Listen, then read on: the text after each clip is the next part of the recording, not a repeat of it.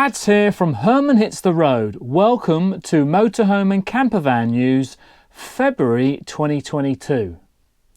I've been doing these monthly videos for a year now, so let me know if I should continue doing them.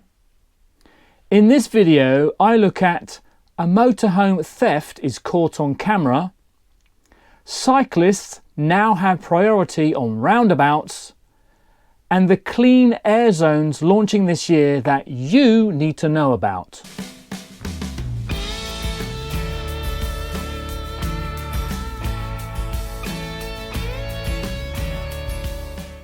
You can find links to all the news articles in the video description, and I've also provided timestamps. Wait until the end of the video for bloopers and outtakes, and let us know how much you enjoyed the video by leaving a comment and giving it a thumbs up. If you'd like to see more of our videos, then why not subscribe and ring the notification bell. Here's a warning for anyone who keeps their van on their drive. From the Birmingham Live website, watch as dream motorhome taken by masked raiders in Harborne in minutes. This is the moment masked raiders stole a couple's dream motorhome outside their home on New Year's Day, sending Christmas lights crashing down as they fled. Devastated couple Kate and Hugo Russell from Harborne said their prized possession was driven off by professional burglars within minutes. They got in without breaking a window, removed the steering wheel lock, bypassed the immobiliser and started the engine without a key. Footage showed a balaclava-clad man on a driveway before the vehicle was driven off, ripping Christmas lights from the couple's home and dragging an extension cable down the road in the process. The 3-year-old Fiat Roller Team T-Line 785, registration plate BX18CWT, was brought second-hand last year. In the footage, a man in a balaclava can be seen crouching down next to a car to avoid being seen by a passing vehicle. He later gets in the passenger door of the motorhome after the vehicle is unlocked. The couple said another person, not shown in the footage, drove their vehicle away at about 11:30 p.m. They suspected a third suspect followed the stolen vehicle in a car. Thefts of motorhomes and campervans are on the rise due to the high demand, and thieves seem to be using specialist equipment to easily take what they want. So what can you do to protect your van? If you have any suggestions, then please let us know in the comments section. Here's another theft reported by My London. Couple in shock after brazen thieves steal £35,000 campervan from outside their home. A North London couple have been left shocked after their campervan was stolen by brazen thieves from outside their house last week. Within the van, which Jessica and her partner Robert estimate to be worth around £35,000, there were also sentimental items, an Apple laptop, a Canon camera, lots of their clothing and thousands of pounds worth of tools. The couple are upset with how the police have dealt with their case and feel that they have taken much of the responsibility on themselves. They had just returned from a trip to the Lake District and had kept some of the things in the van overnight as they were in a rush to get to a party. The next morning they went out to bring the rest of their belongings back into the house and the van was gone. The couple say CCTV footage shows the van was stolen at 2:23 a.m. on Friday. Luckily, Robert, a self-employed sound engineer, had put an Apple AirTag on the toolbox he had left in the van, as the tools were worth around £3,000. They reported the stolen van to the police and saw the tag was in Barnet. The couple travelled to the location and started having a look around. Police had arrived before them but said the van wasn't there, so they were going to do a wider search. Then Jessica and Robert noticed the toolkit was in the back of someone's car. They called the police but claimed they waited 8 hours for them to turn up again.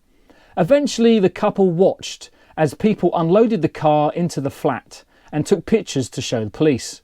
The following day, after hours of the couple calling the police, officers entered the property and managed to recover the tools. They say the police are keeping the toolbox in custody to undergo forensic investigation, but there are no leads on the van. Jessica says her and Robert are upset with how the police have dealt with their case. The couple have heard that stolen campervans get sold or stripped, so they wanted to move fast. She said, "We were standing in the cold and cooling and they were saying people would come.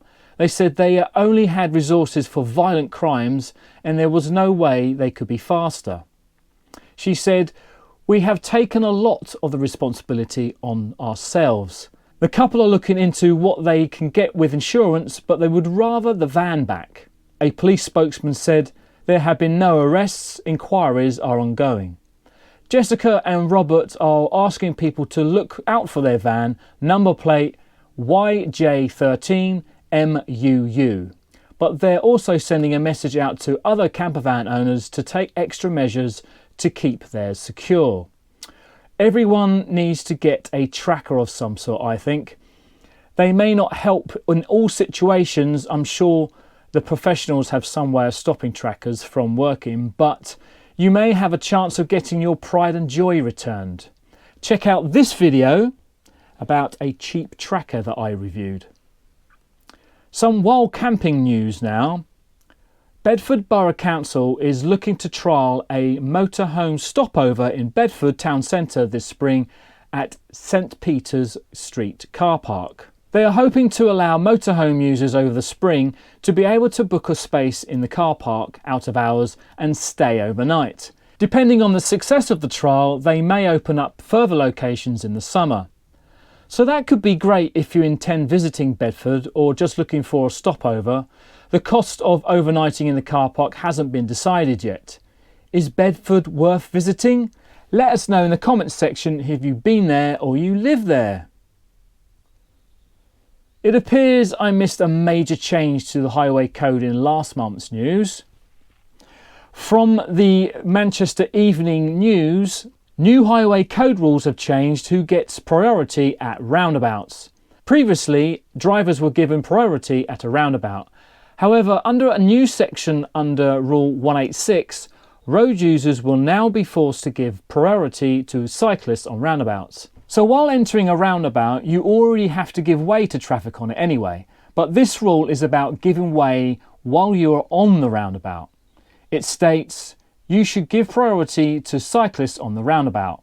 They will be travelling more slowly than motorised traffic. Give them plenty of room and do not attempt to overtake them within their lane. Allow them to move across your path as they travel around the roundabout. Now this section is the major and most dangerous change. Cyclists, horse riders and horse-drawn vehicles may stay in the left-hand lane when they intend to continue across or around the roundabout and should signal right to show you they are not leaving the roundabout. Drivers should take extra care when entering a roundabout to ensure that they do not cut across cyclists, horse riders or horse-drawn vehicles in the left-hand lane who are continuing around the roundabout. I don't think I'd like to cycle around a roundabout like that. What do you think? Good idea or disaster waiting to happen? A number of clean air zones are launching this year, and the Express has a list of them in this report.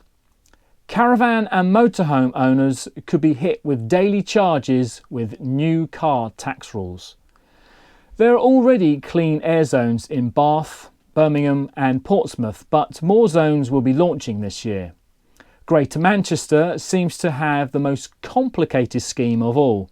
Motor caravans that weigh less than 3.5 tonnes with a Euro 5 or earlier diesel engine or a Euro 3 or earlier petrol engine will automatically qualify for a temporary exemption until June the 1st, 2023, with a daily charge of £10 from that date. For any motor caravans which weigh more than 3.5 tonnes, have a tax class of HGV and have a Euro 5 diesel engine or earlier will be subject to the full charge of £60 per day from the date of the Clean Air Zone launch. If a motorhome is designated as a private HGV and falls into the same category for vehicles over 3.5 tonnes, they will be eligible for a discount on the daily charge from £60 to £10, payable from 30th of May 2022. A spokesman for Greater Manchester Combined Authority said, feedback from the 2020 Greater Manchester Clean Air Plan consultation highlighted that due to the way motor caravans are categorised on their V5C document, some will currently be charged to drive within the GM Clean Air Zone and some would not. We are proposing to include M1 and M1 special purpose vehicles with a body type of motor caravan in the charging scheme as well.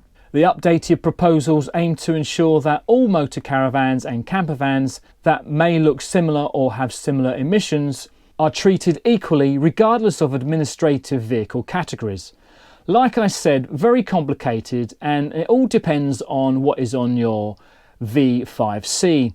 Bristol City Council is set to launch their Clean Air Zone in summer 2022. They have not clarified which category caravans or motorhomes will be counted for, although large vehicles are being charged £100 per day.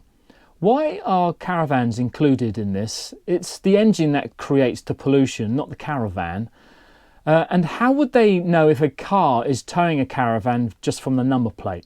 Let me know if you agree in the comments section. Some caravanners are concerned that the charges for diesel vehicles may affect their ability to access the popular Baltic Wharf Caravan and Motorhome Club site. Bradford's Clean Air Zone will be launching in spring 2022.